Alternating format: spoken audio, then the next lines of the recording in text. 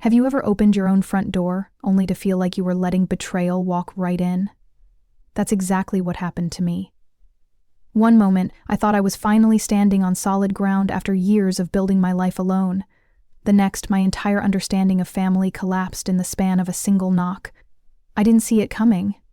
I thought I was safe, but then my parents showed up at my doorstep with 5 bags, broken expressions, and a story that didn't add up. What I discovered next about where their money really went changed everything. If you've ever been the family scapegoat while watching the golden child get everything, smash that subscribe button right now. Like this video if you've ever had to choose between family manipulation and your own sanity, because this story will show you exactly what happens when parents play favorites until they have nothing left. Trust me, you won't believe how this ends. My name is Rachel Martinez, and this is how I learned the hard way that sometimes family doesn't come to you for love, they come to take. It was a Wednesday afternoon in my apartment in Sacramento. The sun was streaming through my blinds, warming the hardwood floors I'd worked 60-hour weeks to afford. I'd just finished balancing another client's books, I'm a freelance accountant, and was making my afternoon coffee, that small ritual that reminded me I'd earned this place, this independence, this peace. And then came that knock. 3 sharp raps. Hesitant, but heavy with purpose. I opened the door, and there they were, my parents, Linda and Robert Martinez. Their faces were pale, drawn tight with what looked like desperation. Behind them sat 5 pieces of matching luggage, stacked neatly like they hadn't just been blindsided by tragedy, but had actually planned this moment. "Rachel," my mom's voice trembled, but it sounded almost rehearsed. "We lost the house, bad investments, we have nowhere else to go." The words hit me like ice water in my veins. My parents' house in Riverside, the 4-bedroom Spanish colonial I'd grown up in, had been paid off for years. No mortgage, no looming debts that I knew of. How do you lose something you already own? But they were my parents, standing on my doorstep looking broken and desperate, and for just a second, instinct won over logic. I let them in. I told myself it was temporary. That night, I gave them my guest bedroom, the one I'd carefully decorated for the friends who actually bothered to visit. I carried their bags down the hallway, listening to their muffled thank yous, and tried to sleep. But I couldn't. I lay there staring at my ceiling, listening to their voices through the wall. My stomach churned with an anxiety I couldn't name. Something about their story felt fundamentally wrong, like a puzzle piece that looked right but didn't quite fit. By morning, my apartment already felt different. My mom was frying eggs in my kitchen, rearranging my spice cabinet like she owned the place. My dad had claimed my favorite chair in the living room and was reading my newspaper with the casual comfort of someone who belonged there. Their voices filled the air with a strange, forced cheerfulness, too bright, too polished, like actors who'd rehearsed their lines but couldn't quite nail the emotional authenticity. "Mom, Dad," I said carefully, pouring myself coffee from my own machine in my own kitchen, "I need to understand what happened. How exactly did you lose the house?" My dad's eyes darted away from mine, focusing intently on the sports section. My mom turned from the stove, her smile tight and practiced. "Oh, sweetheart, we don't want to burden you with all the messy financial details. What matters is that we're together now, and we can help each other out." "Burden me?" I thought, watching her flip my eggs with my spatula. "You've already moved into my space, rearranged my kitchen, and taken over my morning routine. How much more burdened could I get?" That night, I texted my college friend Jessica, who'd become a real estate attorney. "Can you check property records for me?" I typed. "My parents say they lost their house, but something doesn't feel right." She sent back a thumbs-up emoji. "Give me the address. I'll check tomorrow." And then I waited, trying to ignore the growing knot of dread in my stomach. By the 3rd day, my parents had fully settled in. My mom had hung family photos on my walls without asking, including several prominent pictures of my younger brother Marcus, grinning his perfect golden boy smile. My dad had rearranged my living room furniture to maximize the space and started leaving his dirty dishes in my sink like he was paying rent. When Jessica called, I was hiding in my bedroom closet like a teenager, trying to find some privacy in my own apartment. "Rachel," her voice was careful, measured, "your parents didn't lose their house, they sold it. Last month. $800,000, cash sale." The phone nearly slipped from my hand. "What?" "The buyer was a property investment company. Clean transaction. No foreclosure, no financial distress. Your parents chose to sell. I felt the world tilt sideways. Do you know where the money went? That's harder to track, but… Jessica paused and I could hear papers shuffling. There are some large wire transfers, all to the same recipient, someone named Marcus Martinez. My brother, of course. The golden child. My favorite. The one who'd gotten every opportunity, every benefit of the doubt, every dollar my parents could spare throughout our entire lives. I'd always been the responsible one, the one who got good grades without praise, who paid for her own college, who never asked for help, the backup plan, the afterthought, the daughter they turned to only when they needed something practical done. Marcus was the dreamer, the artist, the one who'd moved to Los Angeles to make it big in the entertainment industry, the one who called home only when he needed money, who'd failed at 3 different startups, who at 31 was still chasing fantasies while living off our parents' generosity. And now, apparently, he'd taken everything, their house, their security, their future, all $800,000 of it. I sat in my closet, surrounded by my carefully organized clothes, outfits I'd bought with money I'd earned, in sizes that actually fit me, in colors I'd chosen for myself, and felt something crack inside my chest.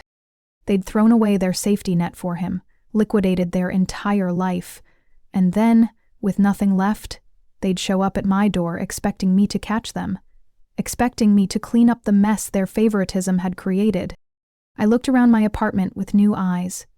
My father had hung that family photo in my living room without asking, positioning it right where I'd see Marcus's grin every time I walked through the door, like a constant reminder.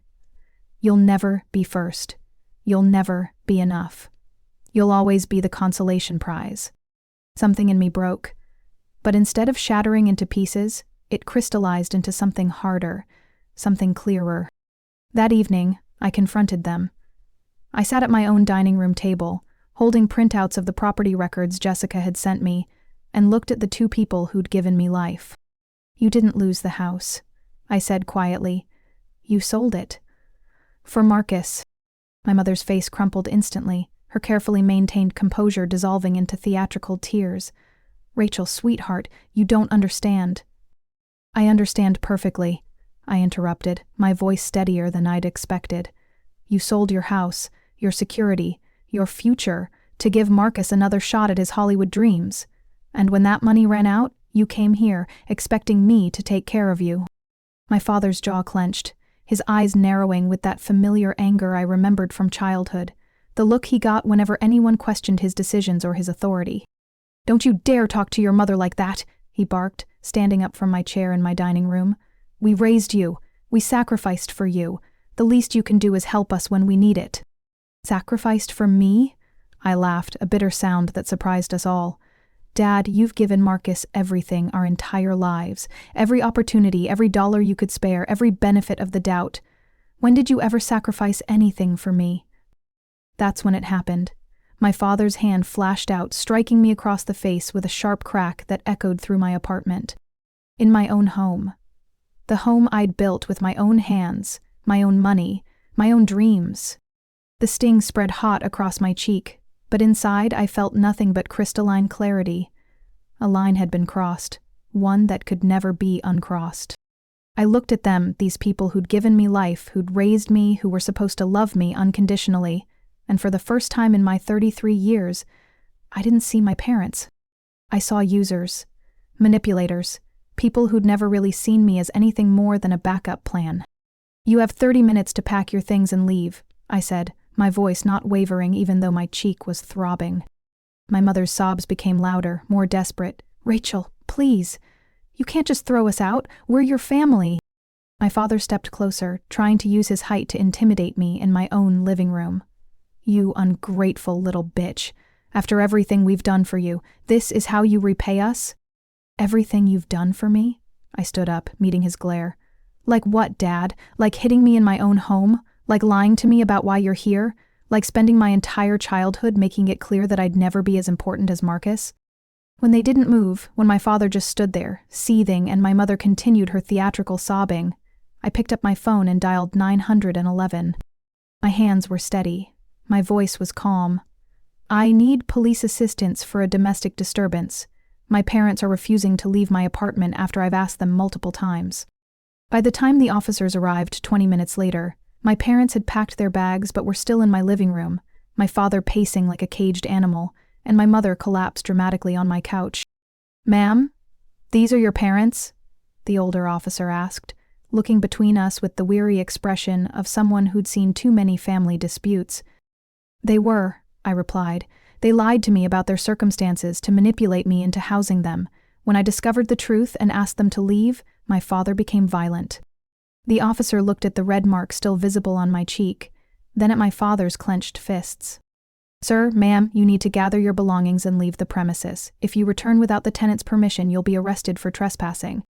My parents left with all the drama they could muster. My mother wailed about ungrateful children and family obligations. My father glared at me with pure hatred, his voice low and venomous as he passed through my doorway. "You'll regret this, Rachel. Family is all you have in this world and you just threw yours away." But I didn't regret it. For the first time in my life, I didn't regret standing up for myself. When the door closed behind them, silence filled my apartment, but this time, the silence didn't feel heavy or oppressive. It felt clean, pure, like the air after a storm has passed. I walked into my living room and looked at that family photo my dad had hung without permission. Marcus's perfect smile stared back at me, surrounded by my parents' adoring faces. In the corner of the frame, barely visible, was a much younger version of myself, awkwardly positioned like an afterthought. I took the photo down slowly, feeling its weight in my hands. All those years of feeling like I wasn't enough, wasn't worthy of the love they showered on my brother. All those times I'd wondered what was wrong with me that I couldn't earn their approval the way Marcus seemed to without even trying. Now I understand. There was nothing wrong with me. I'd just been born into a family that had already decided who was worth loving. I set the photo face down on my kitchen counter, next to the stack of property records that had revealed their lies. My cheek still burned where my father had struck me, but inside, I felt stronger than I ever had, free in a way I'd never experienced. I whispered words I'd never dared say out loud before. I choose myself. And I meant it. Over the following weeks, I heard through extended family that my parents were staying in a motel, burning through what remained of their savings. Marcus, apparently, had invested their $800,000 in another failed venture, and was now back to waiting tables while pursuing his acting career. Some relatives tried to guilt me into helping. "They're your parents," they'd say. "Blood is thicker than water." But I'd learned something important. The full quote is, "The blood of the covenant is thicker than the water of the womb. The bonds you choose are stronger than the ones you're born into." My real family, Jessica, my coworkers who'd become friends, the neighbors who actually cared about my well-being, they understood why I'd made the choice I did. 6 months later, I'm thriving. My business is growing, my apartment feels like home again, and I sleep peacefully without the weight of other people's expectations crushing my chest. I learned that sometimes, the only way to save yourself is to finally let toxic people go, even when they share your DNA. If this story resonated with you, smash that like button and subscribe for more stories about choosing yourself over toxic family dynamics. Tell me in the comments, have you ever had to cut ties with family who saw you as their backup plan? What was your breaking point? Your stories help others realize they're not alone in these situations.